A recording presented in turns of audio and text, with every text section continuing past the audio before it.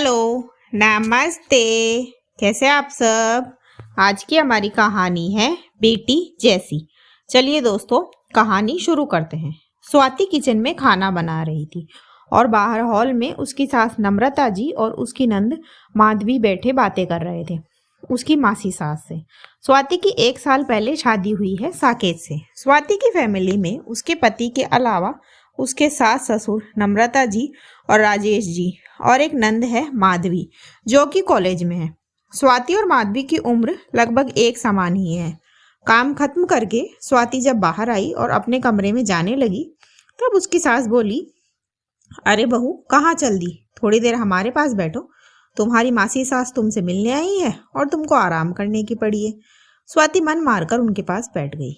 स्वाति की सास अपनी बहन से कहने लगी, दीदी, हम तो बेटी और बहू में जरा भी फर्क नहीं करते। आपको पता है, स्वाति भी पढ़ाई कर रही है, ये भी कोचिंग जाती है। दोनों नंद भाभी साथ साथ निकलती है, शाम को भी साथ साथ आती है। और स्वाति सोचने लगी, हाँ मम्मी जी, सारा काम खत्म करके।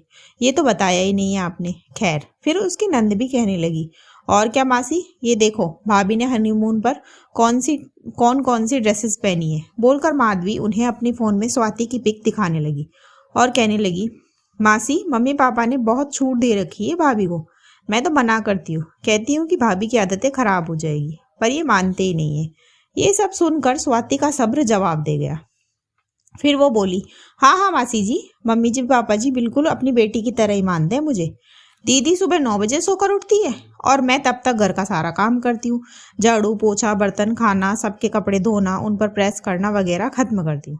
मैं जब कोचिंग जाती हूँ तो दिन तक का खाना बना कर जाती हूँ और जब वापस आती हूँ तो मेरा इंतजार कर रहे होते हैं रसोई में जूठे बर्तन। अब ये मेरी मर्जी है, मैं उनको दिन में साफ करूँ या शाम को। जबकि दीदी का इंतजार करती है मम्मी जी खाने की प्लेट के साथ। हाँ मासी जी, सच, मेरे आने से पहले तो झाड़ू पोछे के लिए मेड आती थी। मेरी शादी होते ही मम्मी जी ने मेड को निकाल दिया, क्योंकि परमानेंट मेड जो आ गई है। अगर संडे को मैं थोड़ा लेट उठने की सोचूं भी तो नहीं उठ सकती, क्योंकि इस घर का नियम है कि बहुओं को जल्दी सोकर उठना चाहिए, पर बेटियों के लिए कोई नियम नहीं है। कॉलेज से आकर भी दीदी पूरा टाइम अपना फ़ोन देखती है और मैं पहले सारा काम खत्म करती हूँ, फिर जो थोड़ा वो टाइम बचता है उसमें पढ़ाई करती हूँ। और वो जो पिक दिखाई ना दीदी ने आपको मेरे हनीमून की, मैं इसके लिए बहुत सारी शॉर्ट ड्रेसेस लाई थी, पर मम्मी जी और दीदी ने मेरा बैग मुझसे बिना पूछे देखा और सब निकाल दिए और मुझे बाद में बताया। बस जीन्स और टॉप ही छोड़े थे, वो भी बस हनीमून पर पहनने की इजाज़त थी। यहाँ पर तो मैं बस सूट और साड़ी ही पहन सकती हूँ, और सूट पहने या साड़ी, दुपट्टा सर पर रखो, ये नियम है बहुओं के लिए। पर दीदी सब पहन सकती है, दीदी पर कोई पाबंदी नहीं है। पता है मासी जी, दीदी तो मम्मी जी की नज़रों में छोटी है, पर मैं नहीं, जबकि उम्र बराबर ही है हमारी। अगर मुझे कोई काम नहीं आए तो मम्मी जी कहती है, अरे तुम्हारी मम्मी ने कुछ नहीं सिखाया तुम्हें। जबकि दीदी को तो जितने घर के काम मुझे आते हैं उतने भी नहीं आते। फिर नम्रता जी बोली, अरे बहू, बड़े जवाब देने आ गए तुमको तो वो बेटी है हमारी, तुम में और उसमें कोई तो फर्क होगा ना। फिर स्वाति बोली, हाँ तो ये कहिए ना कि बहू और बेटी में फर्क है, ये क्यों कहते हो कि बेटी जैसी है। आज स्वाति ने अपने मन का सारा गुबार निकाल दिया, क्योंकि इसकी सास ऐसे ही हर रिश्तेदार को बोलती है कि ये तो हमारी बेटी जैसी है। बोलकर स्वाति अपने रूम में चली गई। फिर स्वाति की मासी सास बोली, देखो नम्रता, तुम छोटी हो मुझसे, इसलिए एक बात कहना चाहूँगी। बहू ने कुछ भी गलत नहीं कहा, वो अगर पढ़ाई कर रही है तो तुम उसकी थोड़ी बहुत मदद कर दिया करो। और तुम ही क्यों, माधवी को भी उसकी मदद करनी चाहिए, इसी बहाने ये भी घर के काम सीख जाएगी।